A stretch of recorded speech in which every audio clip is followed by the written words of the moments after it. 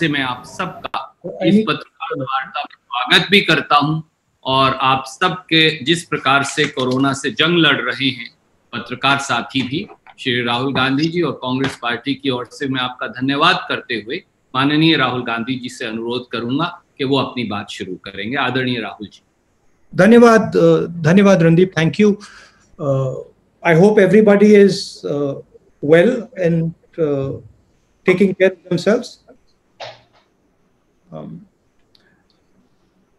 I thought I would have a conversation with you, a press conference with you. In the Congress party, we have been having an internal discussion about some of our suggestions to the government. And I thought in this press conference, I would lay out some of the ideas that are being discussed internally in the Congress party. And it is in the spirit of attempting to help the government and to provide some sort of input from our side. You know that we've been now 45 days in lockdown, and we are beginning to run into a little bit of a problem. There is a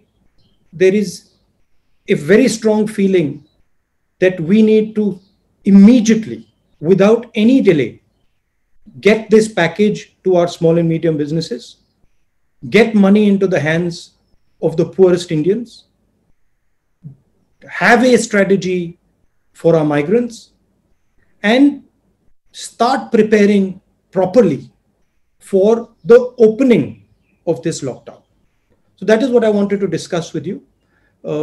Feel free to ask me whatever questions you like. Sir, बहुत सारे प्रश्न साथियों के आए हैं। मैं एक एक करके उन दोस्तों को बोलूंगा कि वो अपने प्रश्न पूछें।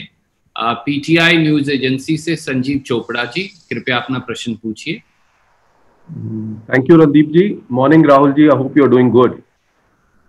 Well, I'm doing okay. I wouldn't say I'm doing good, but I'm doing okay. Good. Rahul ji, we are in the middle of lockdown 3, and various experts across the world, including the AIIMS director here, have said that the peak will come sometime in June and July.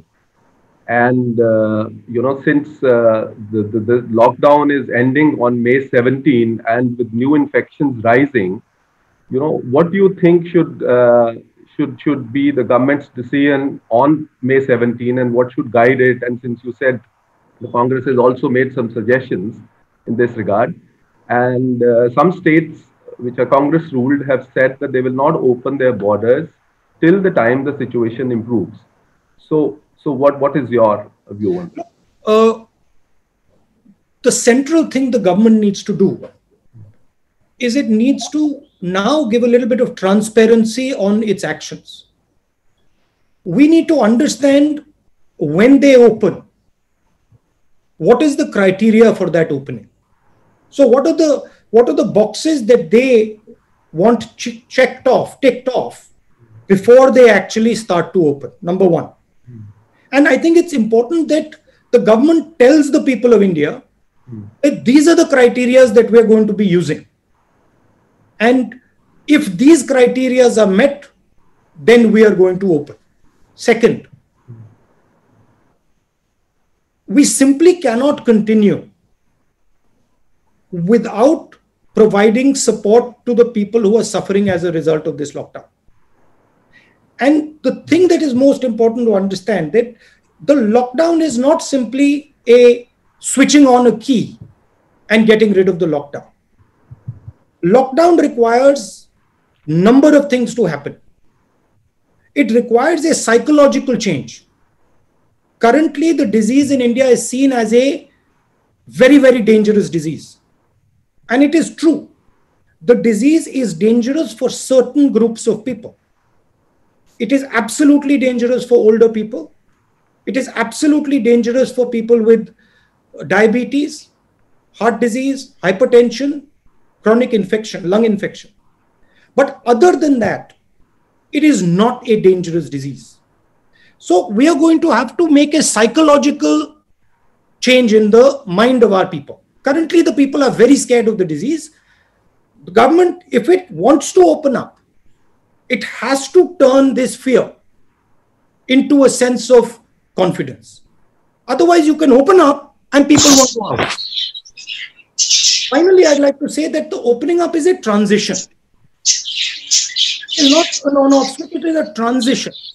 And you have to have a strategy for opening up. And this is what I said in my last press conference. And also I mentioned to the Prime Minister in my letter that please, this is not an on-off switch. This is a massive transition that is required. It will require coordination between state government, central government, DM, everybody. And most important, the people of India. So that is the challenge in front of the government now. And let me tell you, it's not a trivial thing. It is a serious challenge, and I would request the government that they view state governments as partners. They view district magistrates as their partners, and that they do not centralize the decision making. Thank you. Thank you, Rahulji. The next question comes from Siddharth of ANI. Also, I will request Rajdeep Saradesai ji to also ask his questions since they seem to be related. Siddharth ji, first you go ahead. Since you are younger, let's give you the opportunity first. Now, how come you're giving younger people opportunity first? Normally we have seniors who we give. No. So that's what. Rajdeep ji, It's okay, sir. It's okay. Senior, he's older. It's the age of the young. नमस्कार sir. नमस्कार sir, आपसे यही पूछना चाह रहा था, आपने पहले भी बात कही कि लॉकडाउन एक पॉज बटन है और 45 दिन हो गए, लोग सड़क पर आ रहे हैं, साल की महिला को कंधे पर लेकर निकल पड़ता है, ट्रेन से कट गए लोग, जो मालगाड़ी से रेलवे ट्रैक पर लोग चल रहे हैं, साइकिल पर लोग निकल रहे हैं। क्या आपको लगता है कि इस लॉकडाउन की स्ट्रैटेजी जो थी या लॉकडाउन का पर्पस था वो डिफीट हो रहा है और लोग विश्वास खो बैठे हैं सरकार में? क्या यही वजह है कि लोग सड़कों पर निकल रहे हैं? पहला सवाल मेरा। दूसरा सवाल ये कि आपने एक सीरीज शुरू करी है जहां पे आप तमाम एक्सपर्ट से बात कर रहे हैं, उसका पर्पस क्या आप रखने वाले हैं और किस तरीके से उसको जो सजेशंस या जो फीडबैक आपको मिल रहा है उसको कहाँ रखें? Sir, can I also ask Rajdeep ji, because they are related questions, sir? Why don't you give Rajdeep like his own space? Let me answer that. Rajdeep can have his own. Sure. देखिए, ये criticise करने का time नहीं है और मैं criticise नहीं करूंगा। जिस सिचुएशन में हम अब हैं, उस सिचुएशन से हमें आगे बढ़ना है और निकलना है एक प्रकार से। लॉकडाउन हुआ नहीं हुआ वो सब ठीक है, उसकी जगह है, वो हो गया है, वो पास्ट में है, मगर अब खोलने की स्ट्रेटेजी की जरूरत है। दो तीन इस पे मैं आपको न्यूआंस बता देता हूं। आप किसी भी बिजनेस वाले से पूछें तो वो आपको बताएंगे कि जो हमारी सप्लाई चेन है वो red, yellow and green, red, orange and green system के बीच में से निकलती है। तो रेड, ऑरेंज एंड ग्रीन का जो हेल्थ केयर वाला सिस्टम है और इकोनॉमिक जो सप्लाई चेन है उसमें क्लैश है। तो उनका कहना है कि ये दोनों चीजों को रिजॉल्व करने की जरूरत है। हमने पहले भी कहा कि पैसे की जरूरत आज है, माइग्रेंट्स को पैसा आज देना है, सपोर्ट आज देना है, गरीब लोगों को आज पैसा देना है, और जो स्मॉल एंड मीडियम इंडस्ट्रीज हैं उनको आज मदद करनी है, कल नहीं, परसों नहीं, आज। क्योंकि अगर हमने आज नहीं मदद की तो जो जॉब लॉसेस हो रही हैं वो सुनामी बन जाएंगी। तो उसको हमें उनको कॉन्फिडेंस देना है, उनको प्रोटेक्ट करना है। तो पहले सवाल का जवाब यह है कि एक स्ट्रेटेजी निकालनी है, तरीका निकालना है, रास्ता निकालना है, और उसमें कांग्रेस पार्टी मदद करने के लिए तैयार है। क्योंकि हमारे भी स्टेट्स हैं, हमारे पास भी काफी लोग हैं जो इन चीजों को समझते हैं, इकोनॉमिक्स को समझते हैं, और स्पिरिट यही है प्रेस कॉन्फ्रेंस का। आपका दूसरा सवाल, ये जो मेरे कॉन्वर्सेशंस हैं, देखिए नॉर्मली मैं काफी लोगों से बातचीत करता हूं नॉर्मल कोर्स में, और उनमें से काफी लोगों के जो कॉन्वर्सेशंस होते हैं काफी इंटरेस्टिंग होते हैं। तो मैंने सोचा कि एक झलक मैं उन कॉन्वर्सेशंस को हिंदुस्तान की जनता को, लोगों को, बाकी लोगों को भी दिखा दूं। वही बेसिक आइडिया था कि जो एक्सपर्ट से बातचीत हो रही है, जो मुझे सीखने को मिल रहा है, समझने को मिल रहा है, मैं थोड़ा सा वो दूसरे लोगों को भी दिखा दूं। बाकी उसके पीछे कोई स्ट्रेटेजी नहीं है। Thank you, sir. May I ask Raj? Linked to what happened this morning in Aurangabad. Early this morning, as you know, 15 workers were crushed to death in a train incident. This is, part of an ongoing tragedy, unfolding tragedy of migrant labor, Mr. Gandhi. In Karnataka, yesterday, the government did a U-turn. First said no trains will be allowed, eventually allowed trains even as the workers were walking. Even as we speak, several workers are still walking hundreds of kilometers home. Do you think the time has come for a national migrant labor policy? And does that involve cash transfers that you're talking about right away, or something more long term? Because the Odisha High Court today, for example, has said they will not allow migrant workers to come into Odisha unless they are shown to be COVID negative. Do you believe this has to go beyond COVID? And in the immediate, would you want trains across the country as the first step, and then a national long-term migrant labor policy? And what would that involve, Mr. Gandhi? Look, there are pushes and pulls with regards to the migrant labor. First broad thing that we are saying is take the idea of Nyay and start putting money directly into 50% of India's poor households. Just without thinking of it, just start doing that. It's not going to cost so much. 65,000 crores is what it's going to cost. And it will completely transform the way people are thinking about this current situation, their current situation. Because we have to understand, if you are on daily wages, you do not have choices. You simply do not have a choice. So we have to give them a choice. That's point number one. Point number two is the transfer of migrants. I'm not an expert on this. So I'm not going to sit and opine what I think about trains. But what I do think is that a conversation between states has to happen. And these decisions have to be made with empathy towards migrants, with thinking about their rights, so not crushing their rights, but they have to happen between states, and the center has to oversee them. The pain has to be reduced, absolutely. So you're saying the minimum income right away, Mr. Gandhi? Am I correct? I'm saying that we are in an emergency. We require absolutely the idea of Nike. Call it whatever you want. Call it something else. Call it Pradhan Mantri Yojana, whatever you want to do. But the idea of injecting immediately 7,500 rupees directly into 50% of Indian households is critical, and it's not such a big price. Second, the idea that we can simply let our job creators drown. This is not feasible. We have to protect them. We have to make sure that we give them a wage protection scheme, 1 lakh crore wage protection scheme, and 1 lakh crore credit guarantee scheme to MSMEs. And then we have to give them 6-month interest subsidy. So we have to build a wall for them so that they can fight what is coming.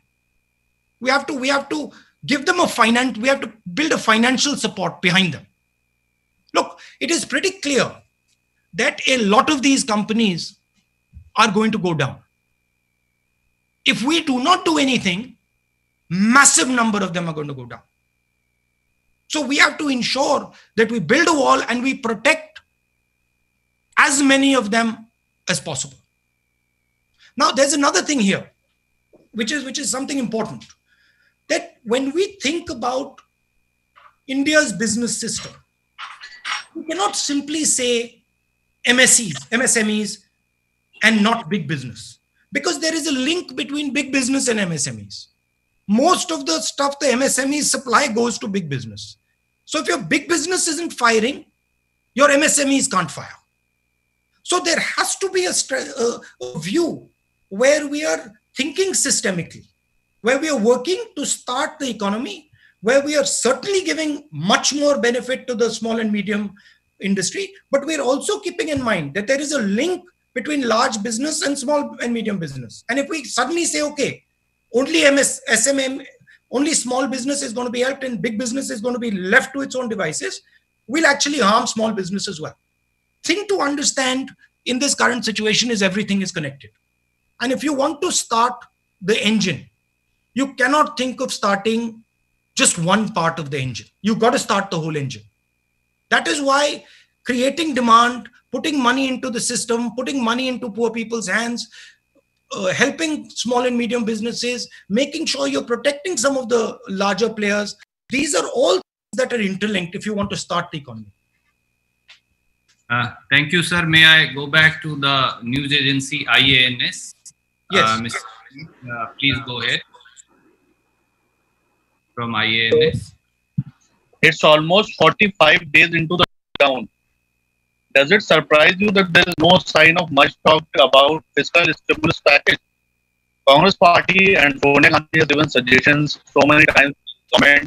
In fact, Congress president has written many letters and asking for a special package. We haven't still heard from the government anything about fiscal deficit, fiscal assistance package. Why is it necessary? The assistance is necessary. Why? No, sorry, you're saying the assistance is necessary. Why? Why is it necessary? Why is it essential to announce it soon? Because the Indian economy stopped. Because businesses are collapsing. And you need to create demand immediately. You need to get the system started. Otherwise, we'll have a catastrophe. Right? Now, I understand that there is a view in the government that if we move too fast and we spend too much money, we might end up getting a downgrade, and we might end up creating problems with the rupee. But my sense is that you've got to take that risk. You have to move aggressively now, because if you do not control and defend the foundation of our economy, downgrade and all will not matter anymore. Thank you, sir. India is all about domestic consumption. We have to start domestic consumption. We have to start the engine. And I'm sorry to say, we're losing time. And the more time we lose, the worse the impact is going to be. But why do you think that government is delaying it? I said to you that there is a sense in the government that creating a large deficit will create problems externally as far as the rupee is concerned, and as far as downgrading of our country is concerned. But I think the government needs to stop worrying about that and move quickly to protect the heart of our economy. Thank you, sir. From PTI भाषा, अनवर जी कृपया अपना सवाल पूछिए. Sir नमस्कार. Sir आप बार बार जो है decentralisation की बात कर रहे हैं. उस संदर्भ में आपको क्या लगता है जो केंद्र सरकार का रुख रहा है अब तक राज्यों के प्रति, उसे आप कैसे देखते हैं? और जो प्रधानमंत्री की एक कोट अनकोट स्ट्रांग लीडर की जो छवि है, उसका संकट के इस समय कितना फायदा और कितना नुकसान हुआ है आपके नजरिए में? Thank you sir. देखिए, फ्रैंकली अगर आप मुझे पूछें, देखिए प्राइम मिनिस्टर की स्टाइल है और वो उसकी जगह है, वो उनका तरीका है, उनका स्टाइल है. मगर ऐसी घटना में मुझे एक स्ट्रांग लीडर के बजाय बहुत सारे स्ट्रांग चीफ मिनिस्टर, एक स्ट्रांग प्राइम मिनिस्टर और बहुत सारे स्ट्रांग डीएम्स, बहुत सारे स्ट्रांग कलेक्टर्स चाहिए. मुझे चाहिए कि हम बीमारी को लोकल लेवल पे ही निपटा दें. हर लेवल पे बीमारी के सामने एक स्ट्रांग हिंदुस्तानी लीडर खड़ा हो, चाहे वो डीएम हो, चाहे वो किसान हो. मगर मैं उनकी स्टाइल है, वो अलग है, वो ठीक है. मैं आपको छोटा सा उदाहरण देता हूं. ये जो जोन्स बने हैं, रेड, ऑरेंज, ग्रीन, ये नेशनल लेवल से बने हैं. ये जोन्स स्टेट लेवल पे बनने चाहिए. हमारे स्टेट के चीफ मिनिस्टर्स हमें कह रहे हैं कि नेशनल लेवल पे जो रेड जोन है वो एक्चुअली ग्रीन जोन है, और जो ग्रीन जोन है वो एक्चुअली रेड जोन है। तो इंफॉर्मेशन स्टेट लेवल लीडर्स के पास है।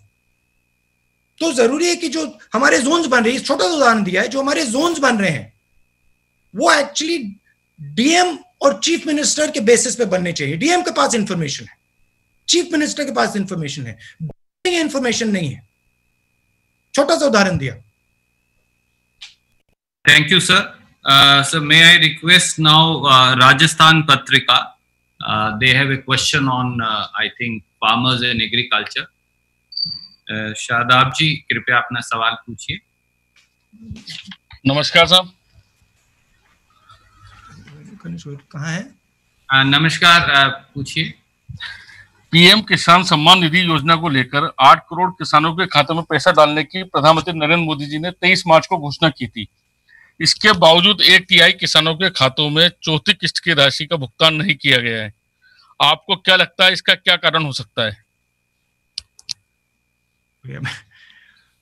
अब इसके बारे इसका मैं कैसे जवाब दूंगा, ये तो आपको सरकार से पूछना पड़ेगा।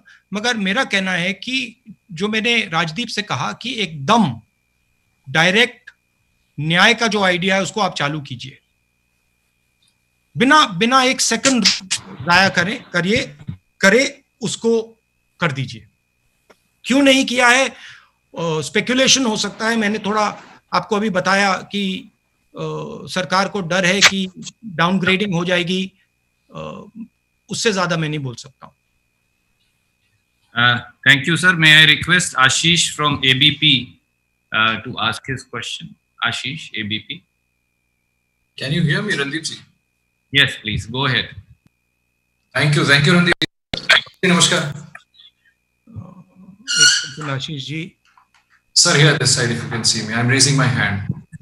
You don't know which side you are on my screen. Yes, of course. That I'm just. If you can figure me out, I have my hands raised. Okay, got you. How are you, sir? I'm well. Sir, मेरा सवाल है कि आपने जैसे कहा एकदम शुरुआत में कि आपने भी आपके यहाँ इंटरनल डिस्कशंस चल रहे हैं। मैं जानना चाहता हूँ सर, जो डीप फाइनेंशियल क्राइसिस से हम गुजर रहे हैं अभी, उसको लेकर के आपने अपने जो कांग्रेस रूल्ड स्टेट्स के चीफ मिनिस्टर्स हैं उनको क्या सुझाव दिया है ताकि इससे हम बाहर निकल सके? क्योंकि सीमिंगली हम देख रहे हैं बीजेपी रूल्ड स्टेट के चीफ मिनिस्टर से बहुत ज्यादा इसको लेकर के कुछ नहीं है। तो इस डिस्ट्रेस से डील करने के लिए कांग्रेस रूल्ड स्टेट्स को आपने क्या सजेशन दिया? Because you have been talking to so many economic experts. Sir, एक just add, let me add one more thing. आपने अभी कुछ दिनों पहले एक इशू और रेज किया था आरोग्य सेतु को लेकर के। एक रैंडम ट्विटर यूजर ने इस पर कुछ सवाल उठाए थे जिसपे आरोग्य सेतु की तरफ से रिस्पॉन्स भी दिया गया था। उन्होंने उन ऑब्जेक्शंस को कहा कि ये चीजें वैलिड नहीं है। आपको क्या लगता है सर इसके बाद? क्या do you still stand by your stand on Aarogya Setu कि वो पूरी तरह से फुल प्रूफ नहीं है? अगर इन दोनों सवाल का आप प्लीज काइंडली जवाब दें। तो जो आरोग्य सेतु का वो ऐप है उसको हैकर्स ने तो उसको क्रैक भी कर दिया है, वो तो पब्लिक नॉलेज है। मगर मेरी मेन इशू उसमें ये है कि आप उसको ओपन सोर्स करिए। उसका जो इंटरनल प्रोग्राम है, उसका जो स्ट्रक्चर है वो पूरा सबको खोल के दिखा दीजिए। सिंगापुर का जो ऐप है वो ओपन सोर्स है, उसको कोई भी खोल के देख सकता है। तो मेरा कहना है कि आप ट्रांसपेरेंसी लाइए, कंफर्ट दीजिए लोगों को, और फिर आप ट्रांसपेरेंसी लाएंगे और कंफर्ट देंगे तो फिर आप ऐप चलाना चाहते हैं चला सकते हैं। सर, जो स्टेट चीफ मिनिस्टर्स को आपने स्टेट चीफ मिनिस्टर, देखिए मेरा रोल उनको एडवाइस करने का नहीं है। मेरा रोल, जो हमारे 3 चीफ मिनिस्टर्स हैं, मनमोहन सिंह जी कांग्रेस प्रेसिडेंट, हम सब कुछ ही दिन पहले हमने एक डिस्कशन किया, और उस डिस्कशन में जनरली जो हमारे पंजाब, राजस्थान, पौंडीचेरी में जो छत्तीसगढ़ में जो सिचुएशन है उसके बारे में उन्होंने हमें ब्रीफ किया।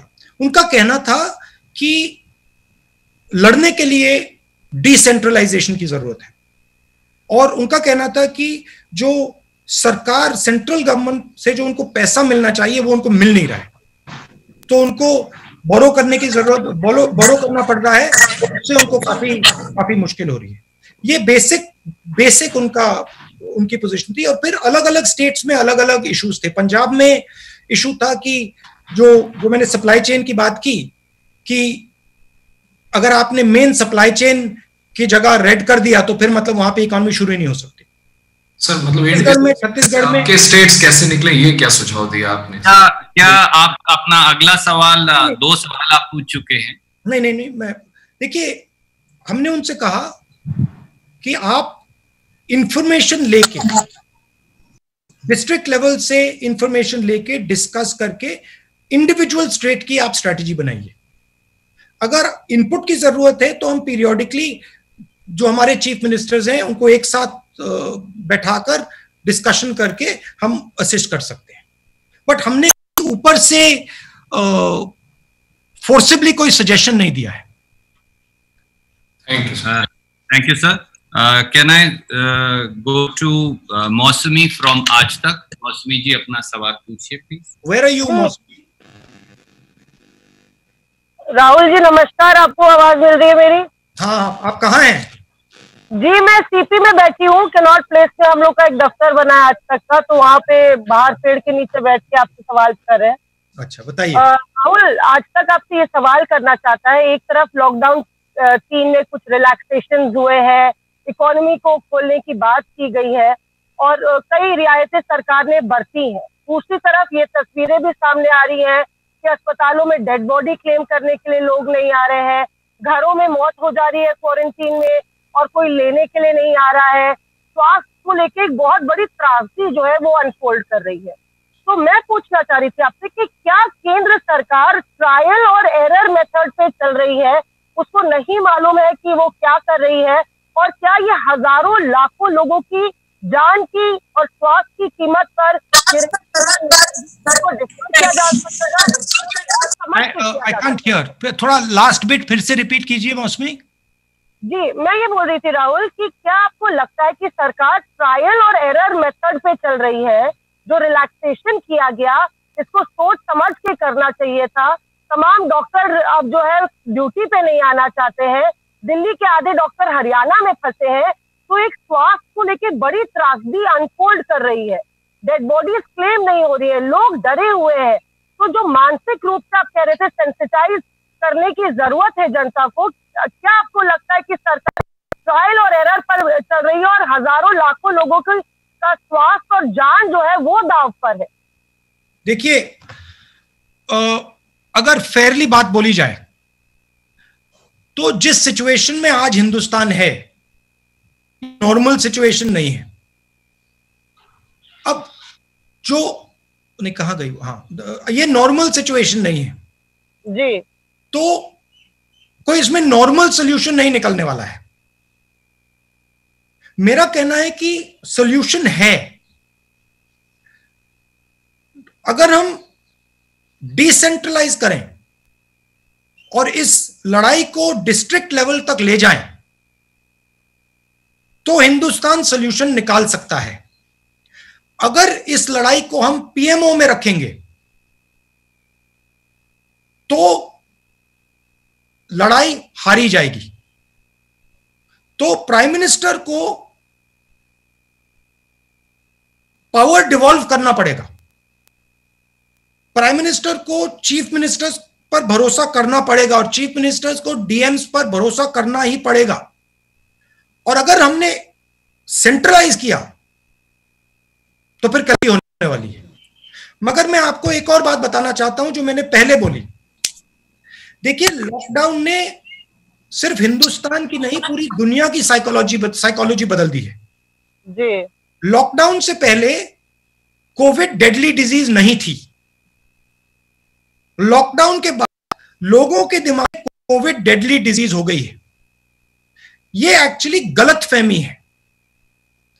कोविड डेडली डिजीज है मगर 1% लोगों के लिए, और हमारा फर्ज बनता है कि हम उस 1% को पूरा प्रोटेक्शन दें और उनमें से एक व्यक्ति को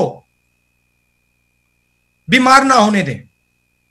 मगर हमारा यह भी फर्ज बनता है कि देश की जनता को बताना और समझाना कि 99% लोगों के लिए यह फेटल बीमारी नहीं है। ये प्रधानमंत्री को बहुत अग्रेसिवली करना चाहिए, हम सबको बहुत अग्रेसिवली करना चाहिए, क्योंकि आज हिंदुस्तान में, बाकी दुनिया में डर का माहौल है। और अगर हम लॉकडाउन को हटाना चाहते हैं, डर के माहौल को मिटाना ही पड़ेगा, नहीं तो आप सब कुछ खोल दो, कोई बाहर नहीं आने वाला है। तो मैं आपको भी, प्रेस वालों को भी ये मैसेज देना चाहता हूं कि आपको भी ये रियलिटी बतानी चाहिए कि 99% हिंदुस्तानियों के लिए ये डेंजरस डिजीज नहीं है। 1% 2% के लिए जरूर डेंजरस है। राहुल, रियलिटी सरकार से भी आई है। हकीकत ये भी है कि स्वास्थ्य मंत्रालय की प्रेस वार्ताएं लगातार अब पोस्टपोन और कैंसिल हो रही है, लगातार डबलिंग जो है वो उसका पीरियड कम होता जा रहा है और प्रेस वार्ता कम होती जा रही है सरकार की तरफ से। तो ऊपर से इंफॉर्मेशन नहीं आ रही है, ऐसे में मीडिया आगे क्या जानकारी दे, इससे और केओस और पैनिक फैलता है। तो लगातार प्रधानमंत्री भी कर रहे हैं। मैं आपको अपनी साइड से बता देता हूं, फिर आप शायद माने ना माने। जितना आप इसको कम सेंसेशनलाइज करेंगे, जितना आप इसकी रियलिटी बताएंगे, उतना हिंदुस्तान को फायदा होगा। रियलिटी बड़ी क्लियर है, 1 to 2% के लिए डेंजरस डिजीज है, 95% लोगों के लिए, 99% लोगों के लिए ये डेंजरस डिजीज नहीं है। और ये जो माहौल, डर का माहौल है, इससे हमें निकलना ही पड़ेगा। और जितना जल्दी हम निकलेंगे उतना जल्दी हम नॉर्मेलिटी में जा सकते हैं। तो मेरी भी जिम्मेदारी बनती है, आपकी भी जिम्मेदारी बनती है, प्रधानमंत्री की भी बनती है। आज हमें ये सब भूल जाना है कि मैं जर्नलिस्ट हूं, मैं कांग्रेस पार्टी का हूं, मैं आरएसएस का हूं, मैं बीजेपी का हूं। नंबर 1 मैं हिंदुस्तानी हूं। हिंदुस्तान में डर मिटाना है और हिंदुस्तान की जो इकोनॉमिक सिस्टम है, वापस उसको पटरी पे लाना है। Thank you, sir. May I go to Anand Patel from India Today? Anand ji. Hello, Rahulji. Can you see yes, me? I can, Anand. Yeah. So, no, this pandemic crisis, everybody believes that this is also an opportunity for India to invite investment. And the recent suspicion among the businesses operating out of China have offered a great opportunity for us to open our doors for long-term investment. But do you think our government is doing enough? Do you have any suggestions to offer? Frankly, now is not the time to think about what we will do 5 years from today. Now is the time to think about what we are going to do now, this minute, immediately. So if we do not act now, if we do not protect our small and medium businesses now, if we do not protect our migrants now, if we do not do income support now, we will not have an economy. To be very blunt with you, there'll be no competition. Right. I will discuss with you after the COVID crisis what I think we can do about competition with China. Also, I don't think you should underestimate Chinese business strength. There is a very strong foundation there, but we have also a very strong foundation. But let us not discuss what can be discussed 5 months from now. Let us discuss what has to be discussed now. I won't be able to discuss with you 5 months from now what can be done now. That opportunity will go. Thank you. Vijay Lakshmi from India TV. Am I audible? Yeah. Yes, you are audible. Hi, कैसे हैं राहुल जी? नमस्कार. I'm okay. How are you? I'm good. मैं इधर हूँ, आपको दिख रही होंगी. I'm raising my hand. I know, but you're outside. You're not in an office. I am also. I'm at Vijay Chowk at this moment, so we are not in office. Most of the time we are on field only. Rahul ji, मैं आपसे पूछना चाहती थी job creation पर, क्योंकि बहुत सारे लोग बेरोजगार हुए हैं इस पूरे कोविड-19 की प्रक्रिया के दौरान. इनफैक्ट विदेशों से भी काफी सारे भारतीय हैं, 2 लाख के करीब भारतीय जो खाड़ी देशों से वापस आएंगे. तो आपको लगता है कि ऐसे लोगों के लिए भी एक रिहैबिलिटेशन पॉलिसी होनी चाहिए जो अपनी जॉब लूज करेंगे? माइग्रेंट वर्कर्स को हम देख ही रहे हैं. तो ये rehabilitation plan in terms of their job opportunity post कोविड-19 आपको लगता है एक बड़ा चैलेंज है? और जहां तक बात की जाए कांग्रेस शासित राज्यों की, तो क्या आपके जो कांग्रेस रूल स्टेट्स हैं, क्या वो कोई स्ट्रेटेजी पर रिहैबिलिटेशन पोस्ट कोविड इसको लेकर के काम कर रहे हैं अभी? मेन बात जो डिमांड है उसको क्रिएट करने की है। डिमांड आप क्रिएट करेंगे, सप्लाई क्रिएट होगा। अभी डिमांड बंद है, सप्लाई बंद है। डिमांड क्रिएट करने के लिए आपको पैसा डालना पड़ेगा एकदम। एक तरफ आपको, जो मैंने न्याय की बात बोली, एकदम वो करना पड़ेगा, किसानों की मदद, किसानों के हाथ में पैसा डालना पड़ेगा, जो गरीब लोग हैं उनके हाथ में पैसा डालना पड़ेगा, और जो हमारा सबसे बड़ा जॉब क्रिएटर है स्मॉल मीडियम इंडस्ट्री, उसको फाइनेंशियली प्रोटेक्ट करना पड़ेगा। और जो मैंने पहले पॉइंट बनाया कि आप स्मॉल एंड मीडियम को लार्ज इंडस्ट्री से हटा नहीं सकते, लिंक्ड हैं, तो आपको सिलेक्टिवली जो हमारी लार्ज इंडस्ट्रीज हैं उनको भी प्रोटेक्ट करना पड़ेगा। जॉब क्रिएशन जब होगा जब स्मॉल एंड मीडियम इंडस्ट्रीज में कॉन्फिडेंस आएगी और इंजन स्टार्ट होगा। और आखिरी बात जो मैंने दोहराई, अगर डर का माहौल नहीं हटा तो लॉकडाउन नहीं हटने वाला है। तो एक्टिवली डर के माहौल को चैलेंज करना है। आपको भी करना है, मुझे भी करना है, पीएम को भी करना है, मिलकर करना है। लेकिन राहुल जी, आपको लगता नहीं कि डर के माहौल को चैलेंज करने के कुछ रेपरकशन भी हो सकते हैं? लोग शायद बहुत लाइटली लेने लग जाएं चीजों को। नहीं, लाइटली नहीं लेना है, रियलिटी बतानी है। रियलिटी है कि डिजीज 1 to 2% के लिए बहुत डेंजरस है। ये रियलिटी है, सच्चाई है। डायबिटिक्स के लिए, हार्ट पेशेंट्स के लिए, लंग पेशेंट्स के लिए डेंजरस है, रियलिटी है। मगर जो हेल्थी लोग हैं उनके लिए ये डेडली डिजीज नहीं है। जरूर प्रॉब्लम हो सकती है, मगर 90% लोगों को मृत्यु नहीं होने वाली है। 90% लोगों की मृत्यु नहीं होने वाली है। ये रियलिटी आपको भी बतानी है, हमें भी बतानी है। Thank you sir. मैं सब साथियों से अनुरोध करूंगा, आप सब 2 सवाल पूछने लगे हैं, ऐसे बाकी साथियों का नंबर नहीं आएगा। उमा शंकर जी एनडीटीवी से, कृपया अपना सवाल पूछिए। जी, आपको आवाज आ रही है मेरी?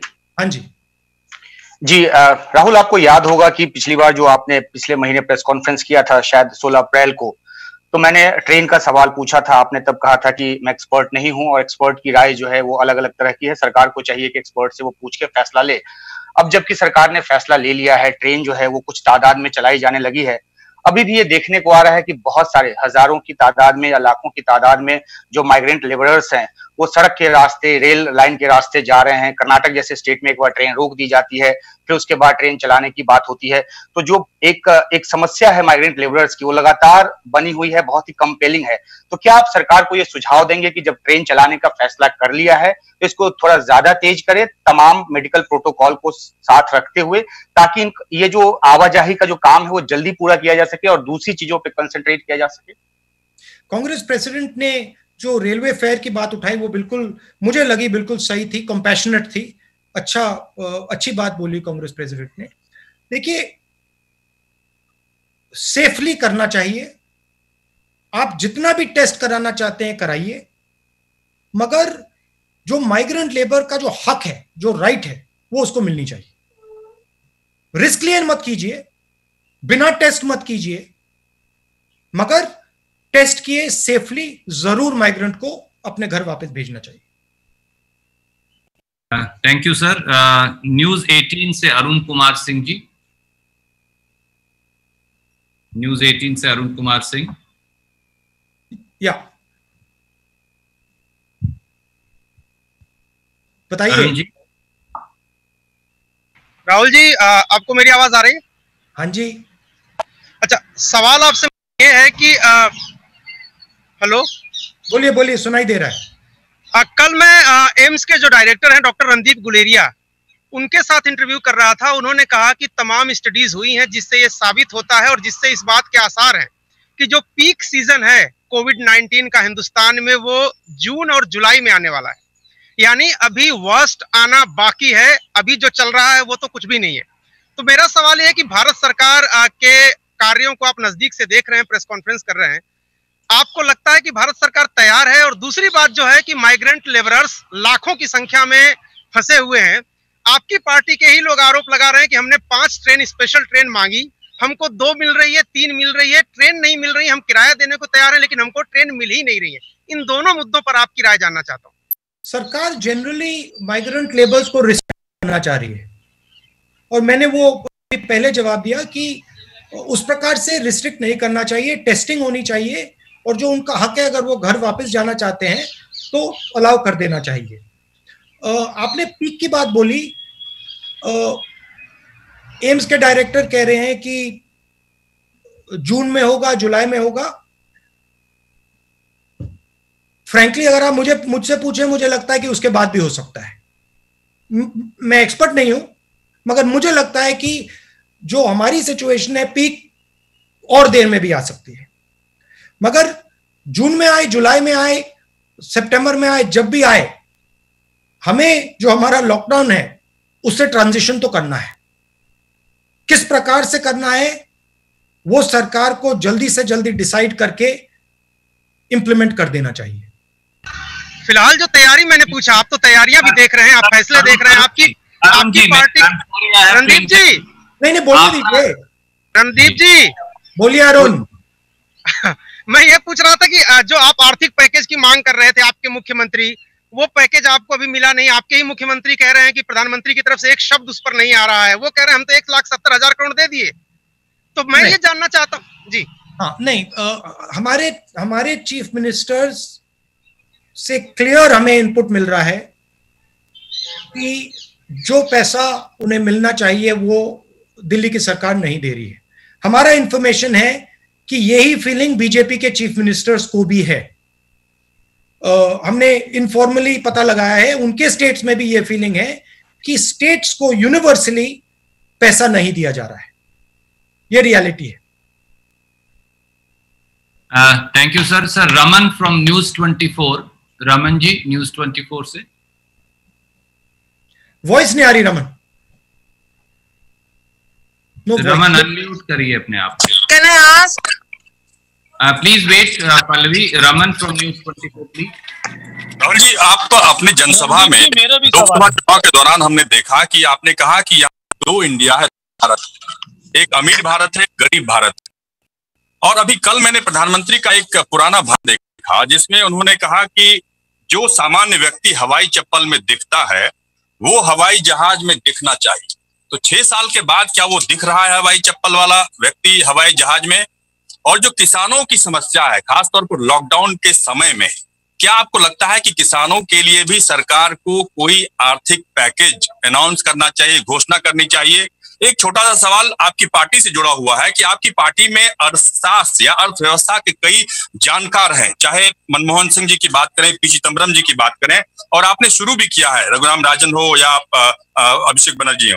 क्या कांग्रेस पार्टी अर्थव्यवस्था को लेकर सरकार से सीधे संवाद की पहल करेगी?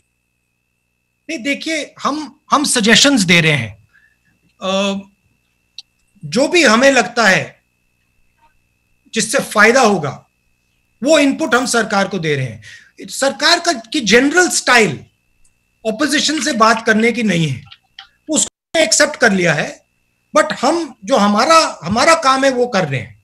हमें लगता है कि 4-5 चीजें इमीडिएटली करनी चाहिए। मैंने पिछले प्रेस कॉन्फ्रेंस में भी बोला, इस वाले में भी बोल रहा कि पैकेज की जरूरत है, एकदम कीजिए। हमने एमएसएमईज के बारे में क्लियर फ्रेमवर्क बनाया है, इनकम सपोर्ट का क्लियर फ्रेमवर्क बनाया है। एक और सजेशन, मनरेगा को आप 200 दिन का कीजिए, ये भी हमने सजेशन दिया है। तो हम अपना काम करते जा रहे हैं। देखिए, 2 हिंदुस्तान हैं, और जरूर जो कोविड का असर है जरूर गरीब हिंदुस्तान को ज्यादा लग रहा है, जरूर। और इसीलिए सरकार को जो हमारे गरीब लोग हैं, जो हमारे किसान हैं, जो हमारे मजदूर हैं, उनके खाते में एकदम पैसा डालना चाहिए। Thank you sir. Mohit Dubey from News Nation please. Mohit. Rahul ji नमस्कार।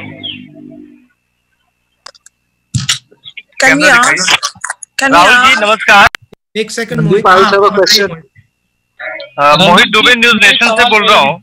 नमस्कार मोहित जी। मेरा सवाल ये है कि लगातार अर्थव्यवस्था को लेकर आप चर्चा भी कर रहे हैं और अर्थव्यवस्था को पटरी पे लाना बहुत जरूरी है। प्रधानमंत्री नरेंद्र मोदी खासतौर पर पीएम केयर फंड में पैसा इकट्ठा हो रहा है, बड़े बड़े सेलिब्रिटीज ने पैसा दिया है, हम लोगों ने पैसा उसमें दिया है, उसमें कितना पैसा हुआ? क्या कांग्रेस पार्टी इसकी डिमांड करती है, पूछेगी कि कितना पैसा इकट्ठा हुआ, कितना खर्च हुआ? और एक और सवाल छोटा सा इससे जुड़ा हुआ है कि लगातार आप लोग जो कह रहे हैं कि जो रेलवे की जो संगठन है राज्यों की, वो लोगों की मदद कर रही है, चाहे अमेठी की बात हो, उत्तर प्रदेश की बात हो या दूसरे राज्यों की बात हो, लेकिन सरकार का कहना है और भारतीय जनता पार्टी का कहना है कि कांग्रेस राजनीति कर रही है, वो मदद नहीं कर रही है। नहीं, देखिए, ये आप मेरा प्रेस कॉन्फ्रेंस देखिए, इसमें मैंने कोई राजनीतिक आक्रमण नहीं किया। मैंने कोई आपने मुझसे पूछा, आपने मुझे बहुत सारी अपॉर्चुनिटीज दी, मैंने एक भी अपॉर्चुनिटी नहीं ली, क्योंकि मैं जानता हूं और समझता हूं कि ये टाइम नहीं है। ये टाइम मदद का है, फ्रैंकली बताऊं। हिंदुस्तान की जनता को दर्द हो रहा है, हमें उनके साथ खड़ा होना है, वो काम हम कर रहे हैं। आपका दूसरा सवाल क्या था? वो पीएम फंड। देखिए, जो मैंने कोविड ऐप के बारे में बोला वही पीएम फंड के बारे में बोल रहा हूं। उसकी ऑडिटिंग होनी चाहिए, क्लियर होना चाहिए किसने पैसा दिया, कितना पैसा दिया और किसको दिया। आप क्लियर कर दीजिए, ऑडिट कर दीजिए, कोई प्रॉब्लम नहीं। Thank you, sir. Can I quickly go to Pallavi from CNN? Hi, Rahul. Rahul, can you hear me? Yes, yeah, Pallavi. I'm in blue. Okay, I hope you're Pallavi, fine. have you lost weight? I hope I have. Thank you. You've lost weight, huh? Thank you so much. Okay, Rahul, I'm just going back to what Captain Amrinder Singh said a few days back. He said people sitting in Delhi cannot decide what the zones are, cannot dictate the policy. So, two quick questions. One, do you think there's a complete centralization as far as policies and lockdowns are being decided? That's one. Second, Uttar Pradesh followed by Madhya Pradesh is coming out with these ordinances on labor laws, which means most of the labor's rights will be taken away because there's this worry that they're going back home and we don't have enough people to do work. So your quick reactions on these two: centralization, you think, and second, of course, on the labor. One is the truth is that people are very scared, and it is the right of people to be scared. If somebody is scared of a situation, you cannot just say, I'm not going to care about that. So reducing the fear that is rampant is critical. It is very, very important. And it is the right of workers, right of every Indian, to go where he wants, go back home. And it is the duty of the government not to bully them, but to make it easy for them as long as safety is maintained to go back home. I think that is important. Amrinder Singh ji is very concerned because some of the zones that they have made red are actually not red. And some of the zones that they have made green are actually red. Because the information at the center is wrong. So he's actually worried about that. Because when you are centralizing the decision on the zones, you're making mistakes. And then that is helping spread the disease. That is why it is very, very important that the zones are decided by the districts and by the chief ministers. So you think the states are not being taken on board? The center is deciding everything? Randeep जी, बिलाल बोल रहा हूँ, मेरा भी एक सवाल है sir. एक second Pallavi, the list is being compiled at the center and told to the states. This is a very serious problem. The list needs to be created by the state. PMs need to say, the disease is in a dangerous place. I want to make it a red zone. And then the chief minister has to decide that. It cannot be decided top down. It is actually taking us backwards in the fight. Randeep ji, सवाल मेरे। Sir, can we go to Sanjay Mishra from Dainik Jagran? He's been waiting for some time. Yeah. बताइए। संजय जी, सवाल पूछिए। Sir, उनका जी, मेरी आवाज आ रही है? राहुल जी नमस्कार। दीप जी, मेरा भी सवाल है। और राहुल जी, मेरा सवाल इंटरलिंक्ड है। पहला सवाल यह है कि कृषि क्षेत्र को लेकर के सरकार ने अभी तक कोई स्पेशल पैकेज की घोषणा नहीं किया है। अगर जो कोविड का सिचुएशन है उसमें जो दे रहा है वो कृषि सेक्टर ही शायद देश की इकोनॉमी को बचाएगा। दूसरा इसी से रिलेटेड सवाल है कि जो माइग्रेंट लेबर्स हैं, माइग्रेंट लेबर्स को कई स्टेट जैसे कर्नाटक, गुजरात और कुछ और स्टेट्स ने जबरदस्ती रोकने की कोशिश की है। एक आजाद देश में उत्तर प्रदेश, बिहार और झारखंड के मजदूरों को जानवर की वहां रखने का शेल्टर का इंतजाम है और सरकारें बिल्डर लॉबी या दूसरी लॉबी के दबाव में वहां उनको रोक रही हैं, आने नहीं दे रही हैं। इन दोनों सवालों पे मैं आपसे चाहूंगा कि कांग्रेस पार्टी का नजरिया क्या है। ये जो माइग्रेंट लेबर है, डेली वेज लेबर है, इनको रोकना बिल्कुल गलत है, इनह्यूमन है। मगर जब हम इनको भेजें, सेफली भेजें, टेस्ट करके भेजें और ये गारंटी करें कि वो सेफ है। पहला सवाल क्या था? कृषि के क्षेत्र के लिए कोई पैकेज अभी तक अनाउंस नहीं हुआ है। पिछले प्रेस कॉन्फ्रेंस में कहा था 10,000 रुपए अर्जेंट इनकम सपोर्ट किसानों को। तो और हमने जो न्याय की बात की है उसमें किसान भी इंक्लूडेड होंगे। तो ये हमारा स्ट्रक्चर है, मगर अब डिले नहीं करना चाहिए। मैं प्रधानमंत्री को डायरेक्टली यहां से कहता हूं कि अब आप प्लीज डिले मत कीजिए, क्योंकि बहुत ज्यादा नुकसान होने वाला है। संदीप जी, बिलाल, मेरा भी सवाल। अमर उजाला से Vinod Agnihotri ji, go ahead please. Vinod Agnihotri ji वरिष्ठ पत्रकार हैं अमर उजाला से। हाँ जी राहुल जी, नमस्कार। नमस्कार। मेरा सवाल ये है कि कोविड के नाम पर सरकारों को बहुत ज्यादा इमरजेंसी अधिकार मिल गए हैं और लोगों के डेमोक्रेटिक राइट्स और लेबर राइट्स को जो है कंट्रोल किया जा रहा है। अभी उत्तर प्रदेश की सरकार ने और मध्य प्रदेश की सरकार ने लेबर रिफॉर्म्स के नाम पर बहुत सारे राइट्स जो है वो खत्म कर दिए हैं। इस पर कांग्रेस पार्टी का और आपका क्या स्टैंड है? क्योंकि ह्यूमन राइट्स और डेमोक्रेटिक राइट्स को कर्व करने का एक तरीका कोविड के नाम पर एडमिनिस्ट्रेशन को, अथॉरिटीज को मिल गया है। हमारा कॉन्स्टिट्यूशन सुप्रीम है और कॉन्स्टिट्यूशन में क्लियरली लिखा है कि ईरान को किस प्रकार से चलाया जाएगा, क्या रूल्स होंगे, क्या अधिकार दिए जाएंगे लोगों को, और हम उन अधिकारों को डिफेंड करेंगे। जरूर इमरजेंसी सिचुएशन है, कोविड बीमारी और जो लॉकडाउन है इमरजेंसी सिचुएशन है, मगर ये जो एक प्रकार से कानून बनाए जा रहे हैं ये परमानेंट नहीं होने देंगे।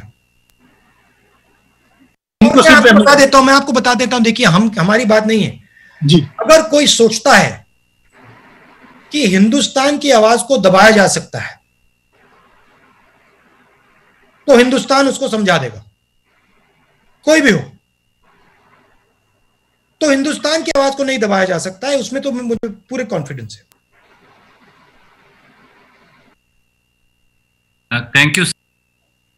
मैं अब वाइंड अप कर रहा हूं। एक इंडियन एक्सप्रेस से हमारे साथी मनोज सी जी ने, वो लिंक टूट गया है, सवाल नहीं पूछ पाए, पर सवाल मुझे भेजना है। रणदीप जी, मैं भी हूँ, पूछने का मौका दीजिए। रणदीप जी, मैंने भी आपको सवाल भेजा है, पढ़ो भैया। People get the money advance में, और उन्होंने कहा मैं क्यू में हूं। Nobody can, sir. You'll have to repeat. Promise to that. I can't hear you. Sorry, sir. Since everybody was speaking. Abhijit Banerjee, during his conversation with you, said that cash transfer should be made after the lockdown is lifted. So people get the money when they can go out and buy it now. He said the government can make a promise to that effect now. Do you agree, or does the Congress feel cash transfers should be made now? I think we are at a place where we have already started the transition of opening the lockdown. What Mr. Banerjee was saying was the moment the transition to a non-lockdown state begins, you have to start giving the money. And I think that process should start immediately. According to the government's own admission that we are beginning to loosen the lockdown. Thank you, sir.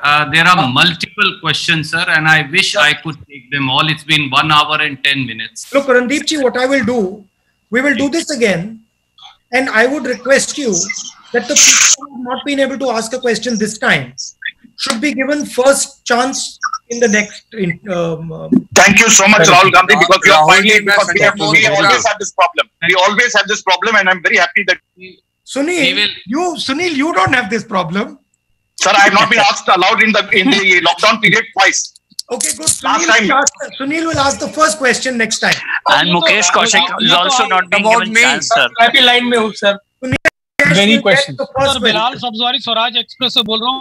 आज question ले लीजिए sir, मुझको बहुत एक urgent सवाल करना है. Can I make? We'll take a question from Mukesh and Sunil both, and then we will wind it up. This is Sanjay Mohan Gupta. Can I ask you?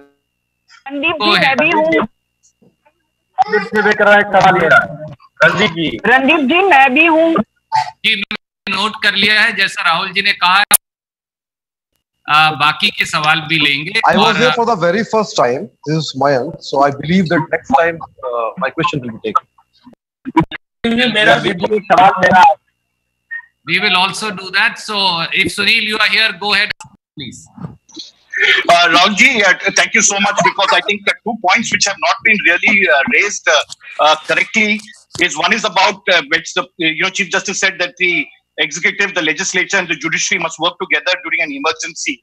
The legislature, there have been requests from standing committees, in particular, to have an oversight over what the Home Ministry is doing, because it's become a joke, the kind of compendiums that they have been sending in terms of addendums after issuing guidelines, and various states, and confusing everybody. So we have seen that across the states. So whether now their presiding officers under pressure after listening to certain people are saying, okay, let them examine it because in camera, because Prime Minister is holding meetings with chief ministers. There have been various in camera hearings, but a legislative oversight is not permitted. Second, chief ministers across this country have started taxing diesel, petrol, alcohol. Would you suggest this to your Congress chief ministers in particular? And I've seen you a little bit more active during this lockdown. Will this mean that you relook at your issue of, the closed chapter? Is you returning back as a closed chapter, or is it an open chapter now? Now, you please read my letter that I wrote 1 year ago on that issue. I think oversight is very important, and I think committees in Parliament absolutely should be allowed oversight. I think it is critical. In fact, the sooner the better. The petrol and diesel. Look, I leave these decisions. I don't like advising chief ministers to press conferences. I leave these decisions.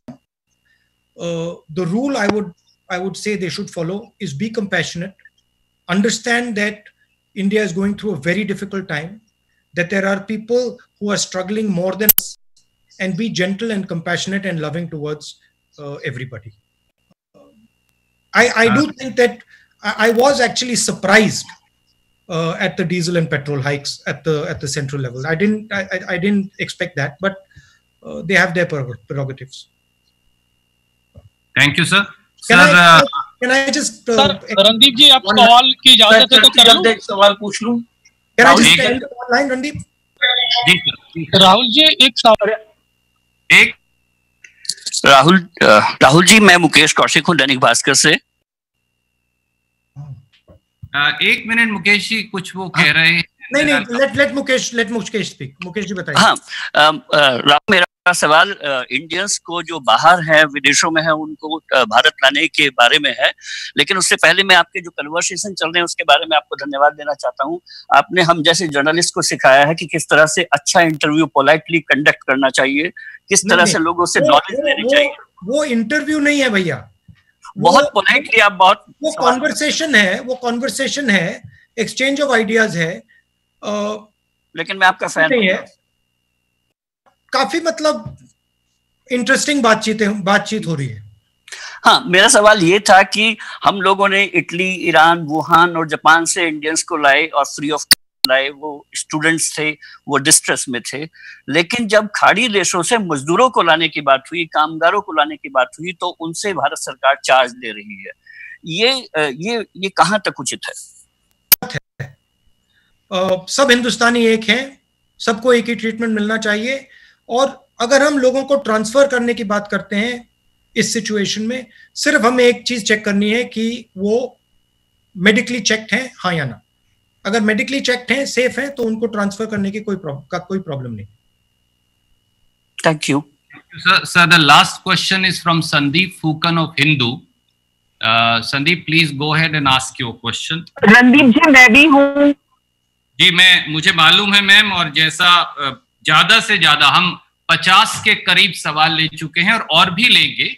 Sandeep ji from Hindu, please go ahead and ask. Otherwise he has sent me the question and also question identical, and if I may repeat the question of both of them, sir. Yes. Sandeep ji from Hindu and Kaushik Deka from India Today both wanted to know two things, sir.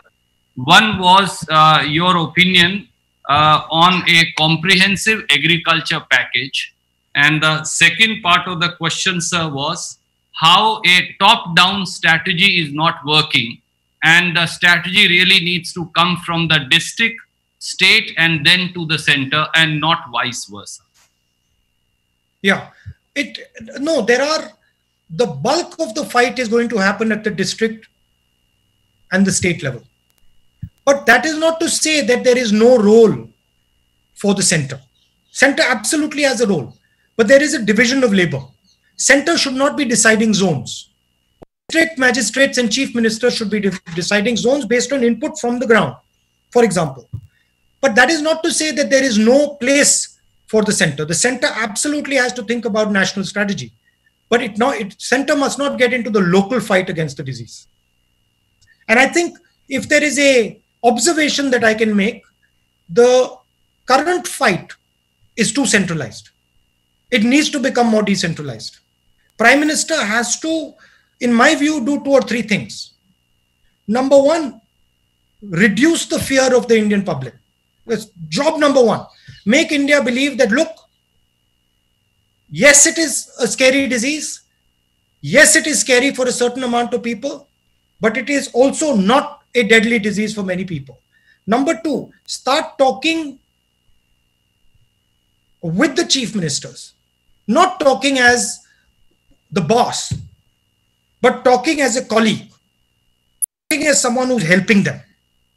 Forget about Congress ruled states, BJP ruled states, CPIM, forget about all that. They're all Indian chief ministers, and they should all be working together with the Prime Minister. I would, if I was to advise Prime Minister, even though it's not my place, definitely, once in 2-3 days, a call to every single chief minister. That would be very important. And a partnership type of call. Thank you. Rahul ji, चलते एक सवाल पूछने अगर आपकी इजाजत। Finally, other advice, which has been the thrust of this press conference. Put money into our people's hands immediately. Don't dilly-dally. Put money immediately into our people's hands. Don't worry about it. Our people are solid people. They will turn this thing around if you give them the opportunity. Thank you very much. Thank you, sir. Namaskar. Thank you. Stay safe. Thank you, sir.